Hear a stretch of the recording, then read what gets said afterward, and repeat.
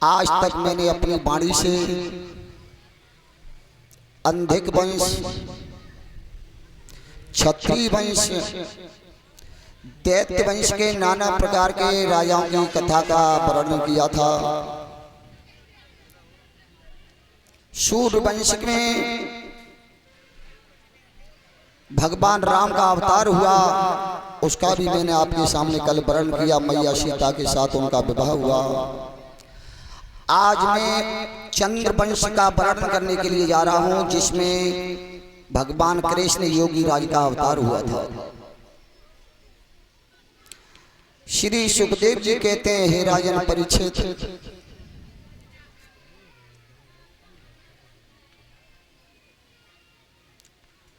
महाराजा नहुष के परिवार में ही एक आगे चलकर उनके परिवार में उनके 5 पुत्र हुए थे। महाराजा नहुष को ऋषियों ने श्राप दिया, वो अजगर बने। उनके 5 लड़के थे। बड़े लड़के का नाम याति था। यात महाराज ने शुक्राचार्य की लड़की से विवाह किया था। तब तो श्री सुखदेव जी ने खड़े होकर के हाथ जोड़ के प्रश्न किया, महाराज ये हमारी बात समझ में नहीं आई कि यात महाराज है वंश के थे, वो अपनी जाति के यादव थे। चंद्रवंश में इनका अवतार जन्म हुआ था, लेकिन शुक्राचार्य महाराज अपनी जाति के ब्राह्मण थे। तो पंडित जी ने अपनी बेटी का विवाह यादव जी के साथ किस तरह कर दिया, ये बात हमारी समझ में नहीं आई, इसे हमें विस्तार से बताइए। श्री सुखदेव जी कहते हैं, हे राजन परीक्षित, ये धीरज काल की बात है कि बृहस्पति का एक पुत्र था जिसका नाम कच्छ था। वो कच्छ शुक्राचार्य के पास विद्या सीखने के लिए गया था और विद्या सीख रहा था।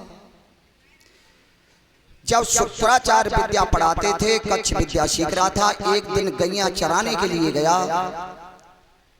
तो असुरों को मालूम पड़ गया कि शुक्राचार्य जीवनी विद्या जानते हैं, अब जीवनी विद्या ये सीख जाएगा तो हमको ये मारेगा।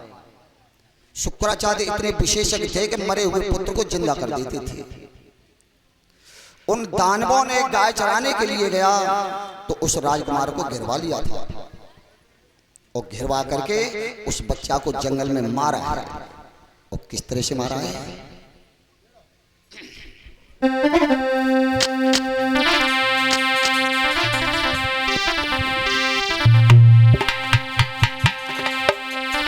बेटा को जब पकड़ लिया और धरती पे लिया लिटाई है, और तेरा लेकी कर अपने पग टुकड़ा ले बनाई है।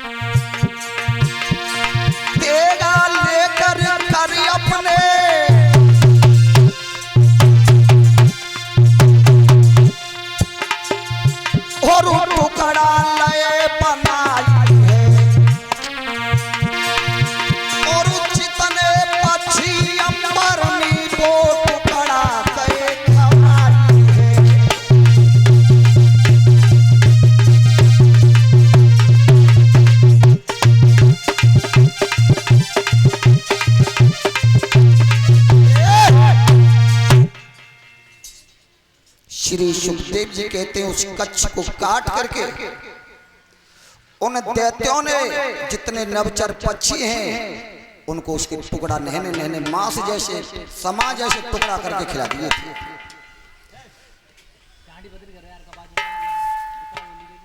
सेट बेटा बढ़िया तरह कर दे।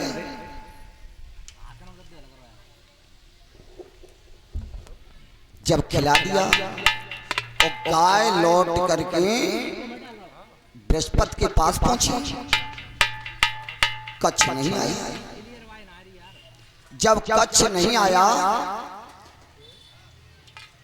तो शुक्राचार्य की एक लड़की थी जिसका नाम देवयानी था।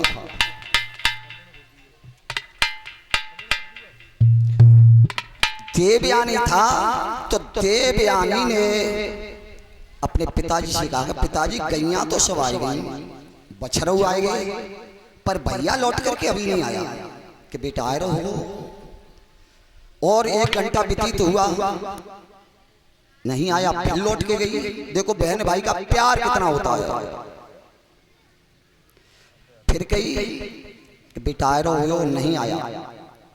जब शुक्राचार्य ने यज्ञ के कुंड पर बैठ करके यज्ञ को संभाला, जो आहुति दी तो आकाश से आवाज आने लगी, पिताजी तुम्हारे बेटा को तो दैत्यों ने काट काट कर उसका मांस मांसाहारी पक्षियों को खिला दिया। शुक्राचार्य कितने विशेषज्ञ थे, वो क्या करते थे?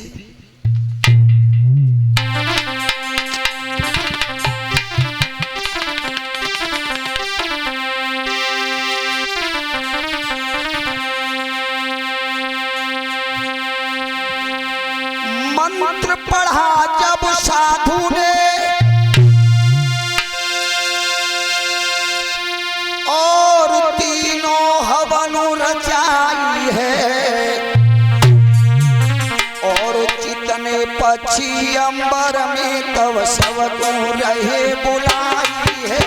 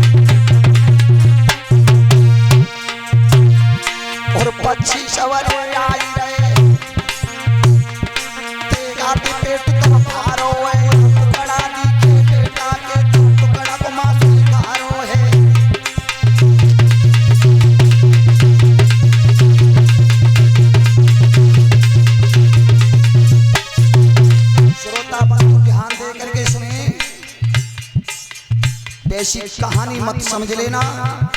शुक्राचार्य इतने विशेषज्ञ थे कि उस बच्चा के मांस के टुकड़ा निकालने समा भर जो भर के टुकड़े होते कर दिए थे दैत्यों ने, और सब पक्षी के पेट में से निकाल कर, और ये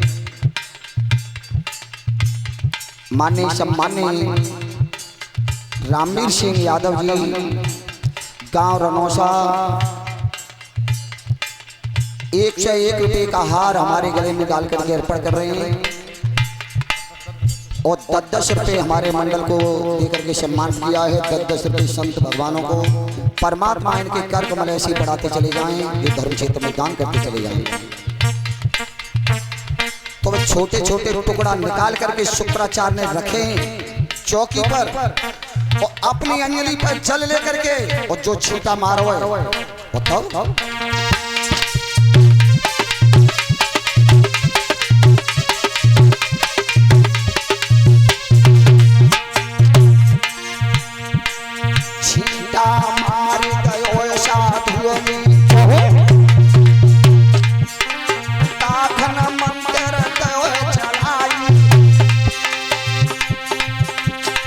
मंत्र को चोर परोए, हो बेटा लो तुरंत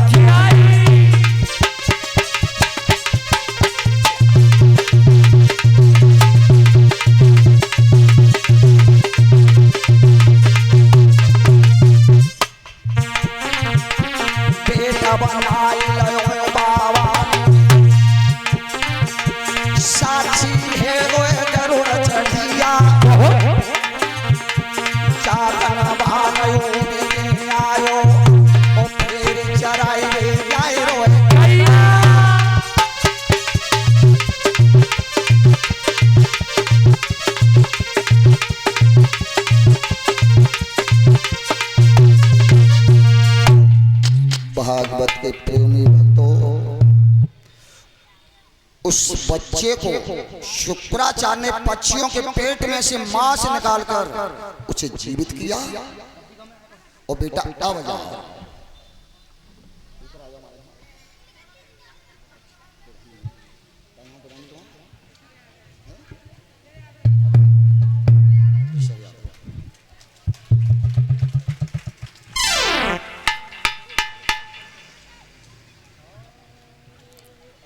और ये माननीय सम्मानीय जवाहर सिंह दरोगा जी, उनके पुत्र ऋषभ यादव, पुत्र से नाती कहा जाता है। कब तक कितने पढ़े हो? जो बेटा होता है उसे सुपुत्र कहा जाता है और जो नाती होता है उसे पुत्र कहा जाता है। 101 रुपए का हार हमारे गले में डालकर, एक सिर पर पगड़ी बांध करके हमको सम्मानित किया है। और कलशबाई कन्या का भी दरोगा जी सम्मान करना चाहते हैं।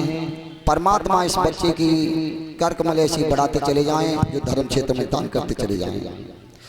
बोलिए आनंद कंद भगवान की।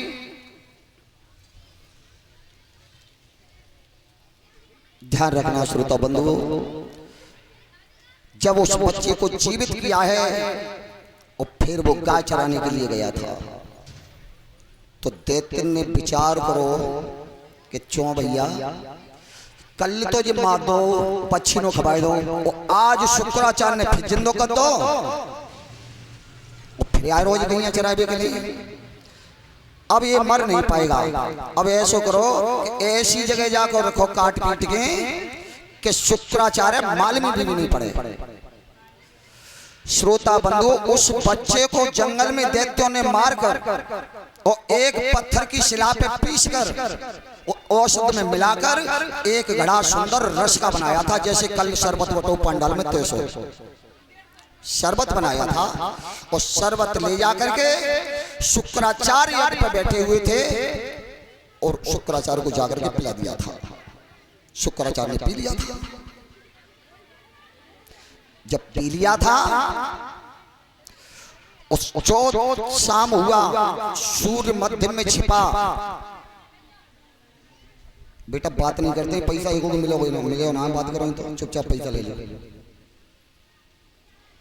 आज तो हुआ गाय चर करके जब शुक्राचार्य के पास पहुंची हैं, तो देवयानी ने फिर कही, पिताजी आज गैया फिर आई गई, भैया भाई नहीं आओ, बेटा आ रहा हो। अब तो मैंने उसे जिंदा कर दिया है, विद्या सिखा दी है उसे मैंने, अब उसका कोई खतरा नहीं है। एक बार, दो बार, 3 बार बिटिया समझा देते, बिटिया लौट जाती थी। जब एक भाग व्यतीत हो गया, तब बिटिया शाम को फिर आई है, पिताजी भैया नहीं आया, बेटा आ रहा होगा। आज जिसको भाई माना था उसने, और पेट में बात छिपी हुई थी कि मेरे पिता से विद्या सीखी है, मैं शादी करूंगी तो इसी से करूंगी। आज वो लड़की अपने पिता के सामने रो करके बोली है, और कैसे बोली थी?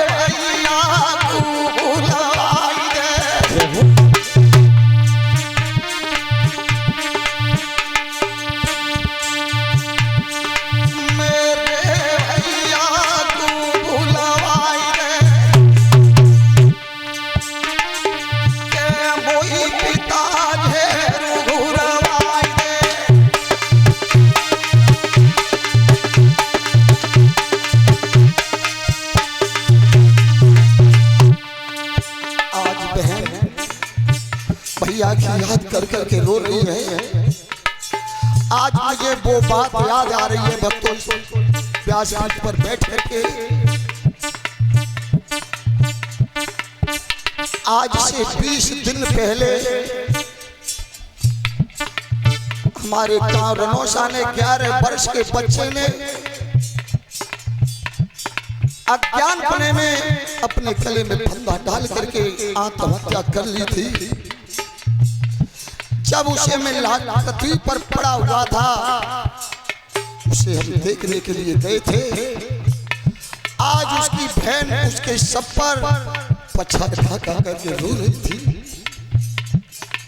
आवाज दे रही थी कि मेरा भैया अब मुझे नहीं मिलेगा। भैया तूने ये क्या किया?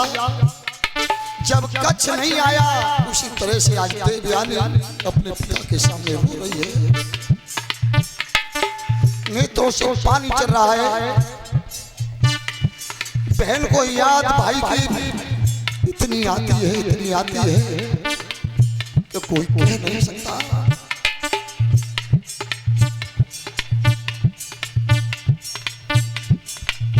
इसी तरह से देवयानी अपने भैया के लिए रो रही है और अपने पिता से बोली है क्या?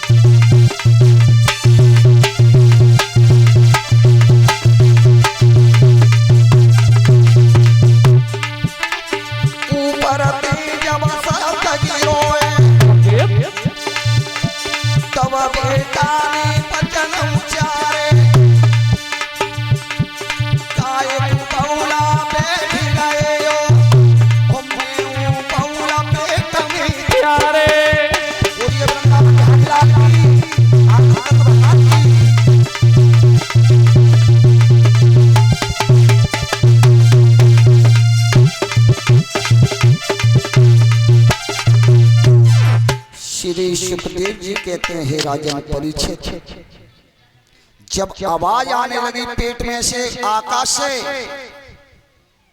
कि पिताजी मैं तो तुम्हारे पेट में बैठा हुआ हूं। आहा, जब आवाज आ रही है, वो राजकुमारी शुक्राचार्य की देवयानी सुन रही है, कानों में आवाज आ रही है, एकदम पछाड़ खा के बिटिया गिर पड़ी। अब क्या हो? पिताजी के पेट में। तब हमारे गुरुदेव एक दोहा बोलते थे इस जगह, पिया पिता के पेट में और सुता रही कोलाई है, पिता मरे तब पिया मिले, मेरो तबई होई गो प्याऊ है।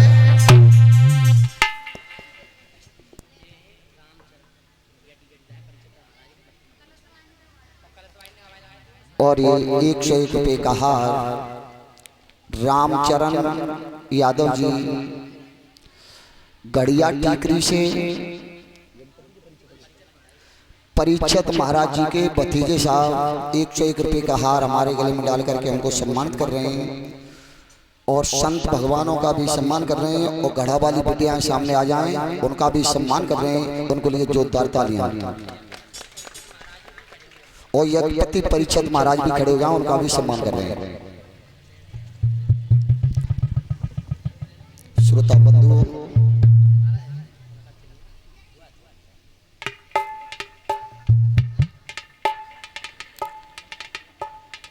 आज शुक्राचार्य ने कहा कि कच्छ मेरे पेट में क्यों बैठा हुआ है? मैंने तुझे जीवनी विद्या सिखा दी है, मेरे पेट में घूसा मार दे तो मुझे बाहर आकर के जिंदा कर ले। कच्छ ने पेट में घूसा मारा, अपने गुरु के पेट को उधेड़ा, उधेड़ कर उनको आकर के बाहर जिंदा किया। और तब कहिए कि गुरुजी अब तो बहुत दिन आएंगे हमें रहते, अब तो हम अपने पिताजी के घर जाएंगे। पिताजी के घर जाएंगे, माता पिता की यादें आती हैं, तो चलो बेटा हम तुम्हें करने के लिए चलेंगे। और जैसे ही शुक्राचार्य अपने शिष्य को विदा करने के लिए चले तो वो लड़की जिसका नाम देवयानी था वन हाथ पकड़े और हाथ पकड़ के कही का है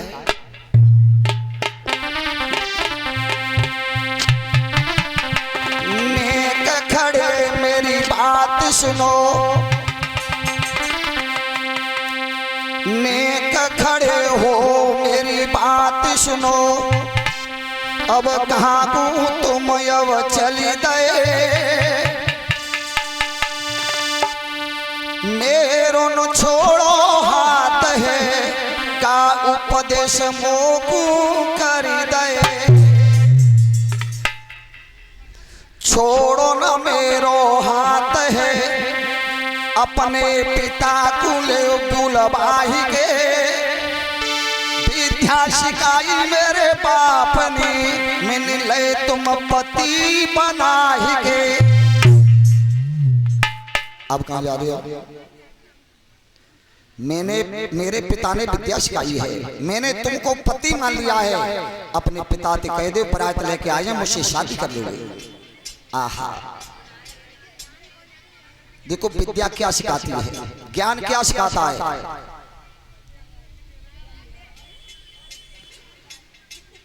देखो बेटियां ध्यान देकर के सुनो कि विद्या ये सिखाती है कि कच्छ क्या कह रहा है। कच्छ कह रहा है कि तू मेरे गुरु की बेटी है और तूने मेरी सेवा करी है, मैंने तुम्हारे पिताजी से विद्या सीखी है, तो तुम मेरी बहन हो, मैं तुमसे शादी नहीं करूंगा और गुरुजी से कह करके तुम्हारी शादी करवा दूंगा। तुम्हारा कन्यादान लेने के लिए भैया आएगा। बोलिए गोविंद भगवान की।